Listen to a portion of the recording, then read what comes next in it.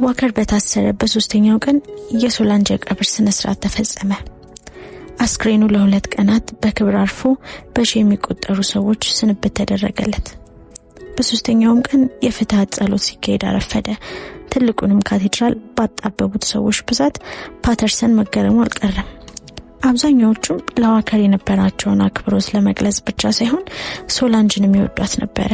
ስለ ሶላንጅ እያነሱ የማያወሩት የለም። ተወዳዳሪ የማይገኝላት ውብ ነበረች። ባሏን ከመጠን በላይ ታፈቅረው ነበር። የፊልም ተዋናይ መሆን ነበረባት። ለሞዴልነት ብዙ ጊዜ ተለምና እምቢ አለች። አቤት ልጆቿን ስትወድ! እውነተኛ የፈረንሳይ ቆንጆ ነበረች። እንደዚያ ስትወደው እንዴት ጨክኖ ገደላት? ይህን ጊዜ ዋከር ምን ያስብ ይሆን?